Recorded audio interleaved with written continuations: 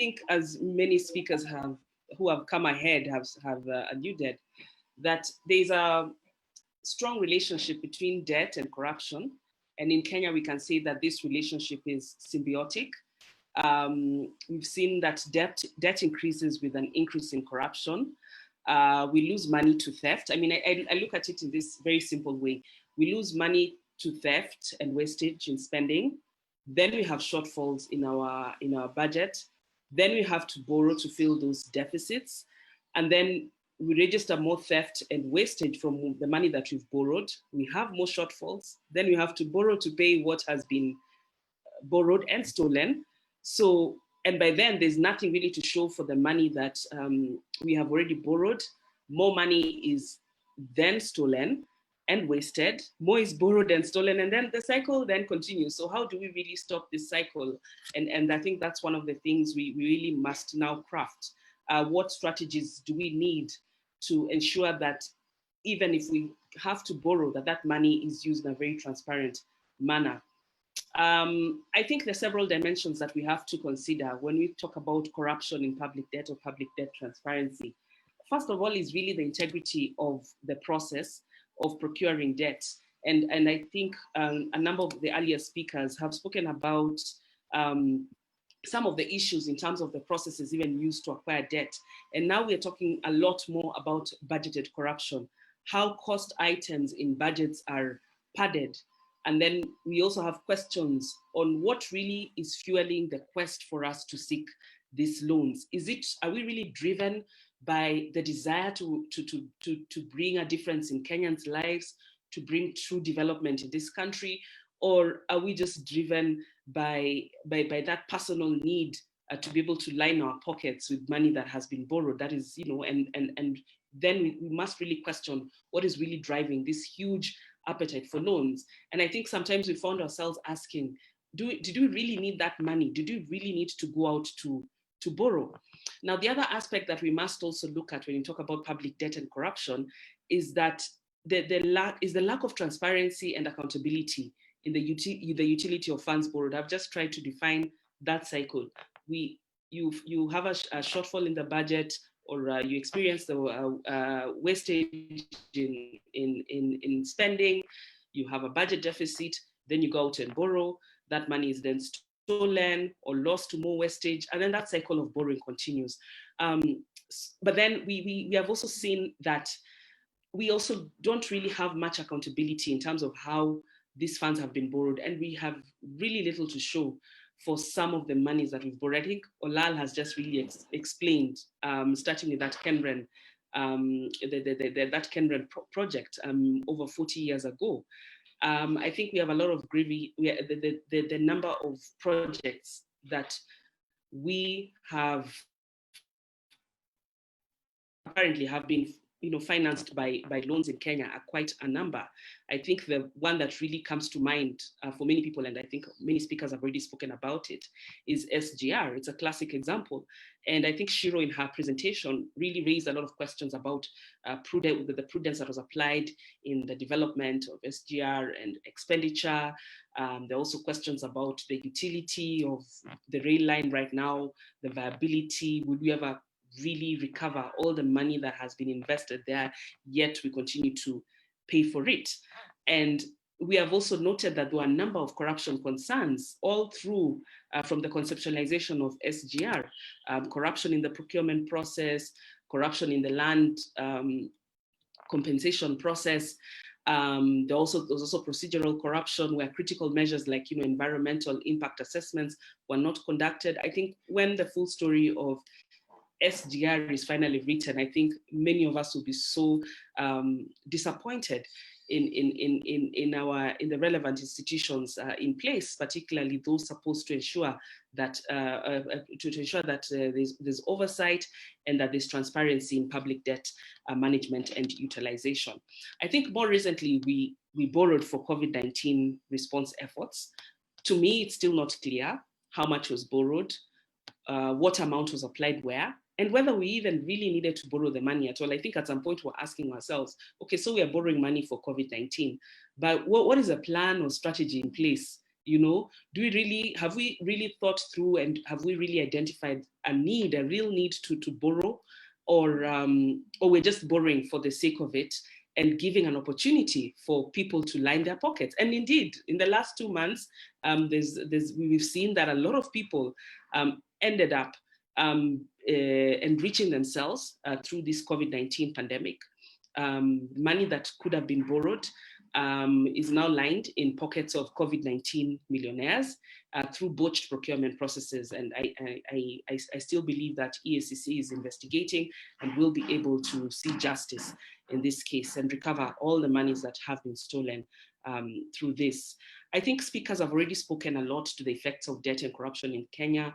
I don't want to go so much, but I think the main concern for us largely has been that because of this kind of corruption, citizens fail to get the deserved services as guaranteed under the Constitution. When you look at Article 43, 53, and 55 of the Bill of Rights, because of inflated service costs. There's also the issue of poor services, lack of value for money. We've talked about the high tax burdens, imposition of new tax obligations on citizens, the turnover tax, the digital tax, and others, because we are now trying to recover money that has been stolen out there, and who gets punished, it's just the ordinary Kenyan. We also need really to assess the role of oversight institutions, like in providing oversight in public debt management, and also what has been their efficacy in executing their mandate.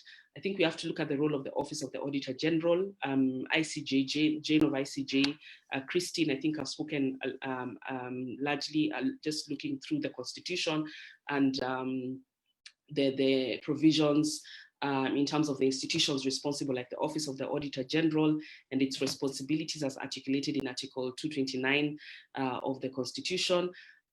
And I think one of the things we need to do more critically now is possibly just chambua those and they had a really exciting project last year on chambuaring the Auditor General's reports. And I think that's one of the things that we need to do.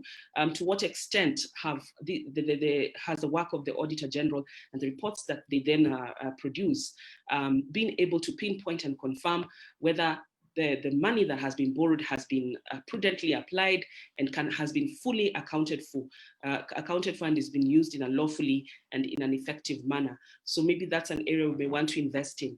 We've also really spoken about the role of Parliament, its role in exercising oversight in contracting debt, in capping the country's debt ceiling, the role of Parliament in the budgetary process. We're now talking about budgeted corruption.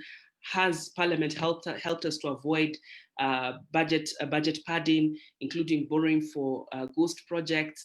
And how has Parliament also ensured that we get, full debt information? How much has it been borrowed? What has it been used for? What are those loan conditions that we have committed Kenya to, and so on? And I think the jury is out that we really need to hold Parliament to full account and demand that it fully executes its mandate, because as we see it now, Parliament has not fully executed its mandate, and we need to really work out a strategy to ensure that we demand accountability through Parliament.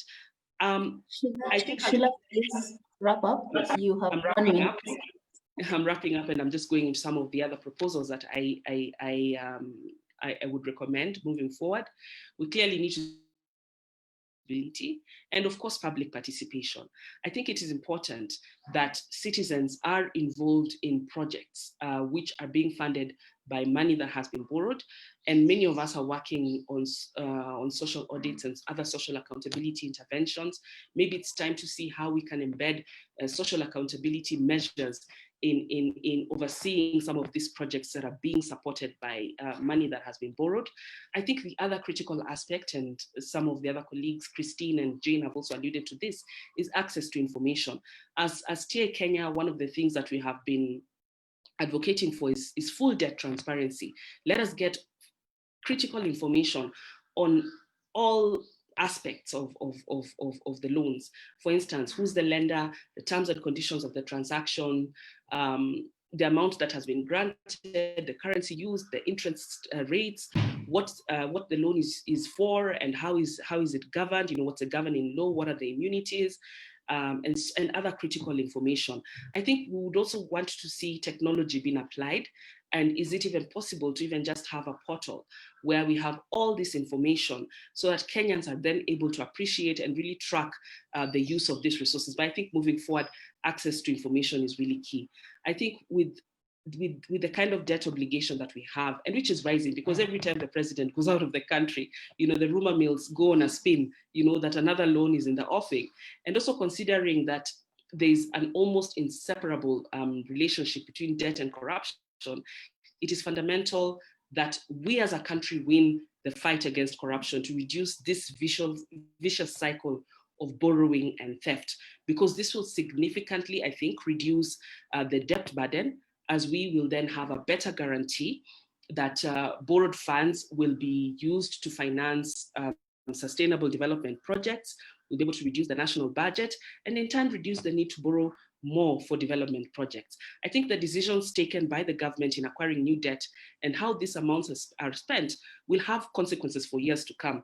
I mean, for me, I feel sad that it is so sad that you have a baby who's yet to be born, or a one-day-old baby who can't even hold a shilling in his palm, but to already think that that baby is already carrying a huge debt burden. I think we must put an end to executive-driven decisions on public debt in the absence of parliamentary involvement and public participation, not just parliamentary involvement, but also the involvement of other oversight institutions. Because if we continue to see this, this will exacerbate the debt crisis and push our debt burden to the brink or beyond. So I think for me, my parting shot is that we really must see how we strengthen the involvement of oversight institutions like Parliament and also amplify public participation, step up oversight for public debt and debt management, and also ensure transparency in how this money, how loans are acquired and how they're utilized. Thank you.